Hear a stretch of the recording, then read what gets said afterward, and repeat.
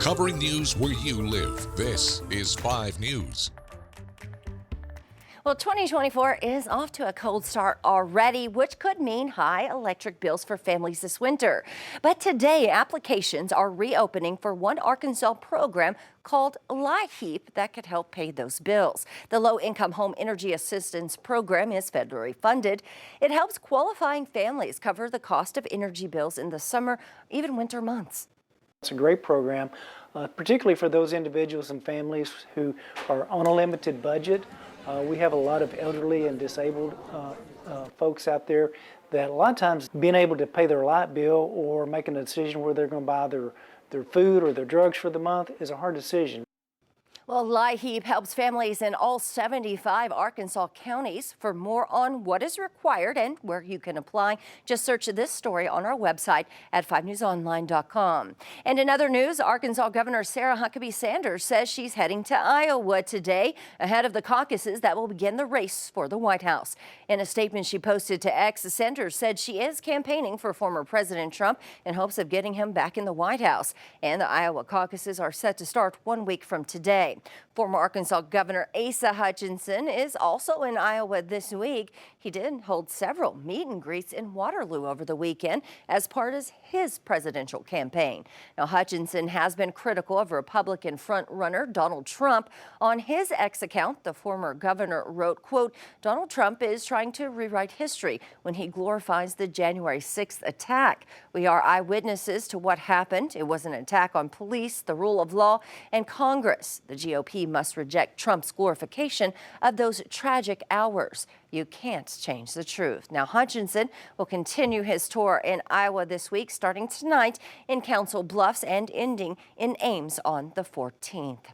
We'll get to more news in just a minute, but first, let's get a check of the weather with meteorologist Stephen Elmore. And Stephen, this week we're looking at some winter weather. Heading into tomorrow, going to see the chances for some snowflakes, but throughout the day today, really rainy, really windy out there. Going to see up to an inch of rainfall today. Those wind gusts peaking up around 30 to 50 miles per hour. So we're going to have that sideways rain potentially throughout the day as well. That's going to wrap up heading into the evening hours. Then heading into tomorrow morning for Tuesday, looking at the chances for some snow. Now, accumulation total is not great right now, but looking at the potential between a dusting up to an inch across northwest Arkansas. Further south you work across I-40, looking at mainly just a dusting heading into tomorrow. So breaking down our timeline, very rainy, very windy throughout the day today. Snow chances heading into tomorrow morning, leaking over into tomorrow afternoon. Again, accumulation greatest across northwest Arkansas, dusting up to an inch or more in higher elevations across portions of Washington and Madison County. Further south you work across I-40, again, maybe just looking at a light dusting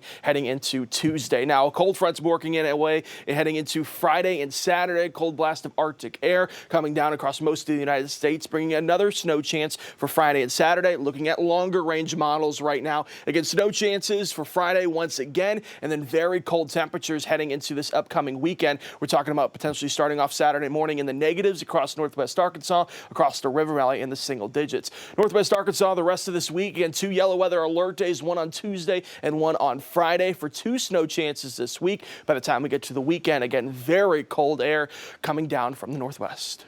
All right, thanks for that, Stephen. Well, we're hearing from 2 sisters who are putting their brother's case at the forefront, hoping to find the driver of the deadly hit-and-run crash in Fort Smith.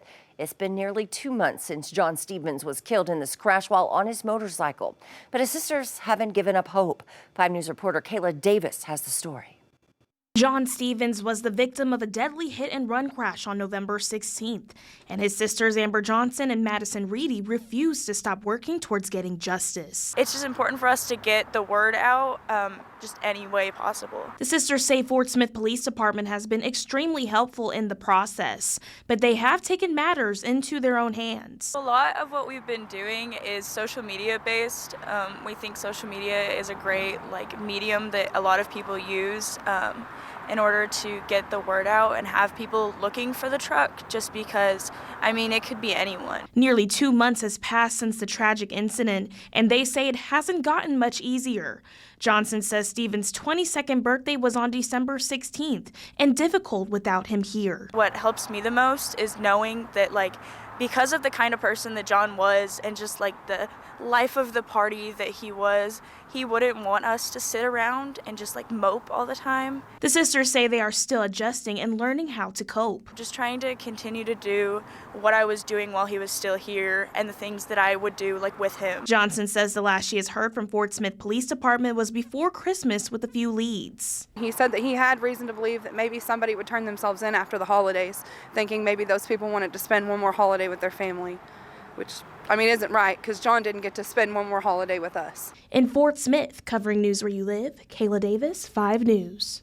Now, police are looking for a 2011 to 2016 Ford King Ranch or Platinum Edition in black. They say it will have some extensive damage on the passenger side between the back door and back tire.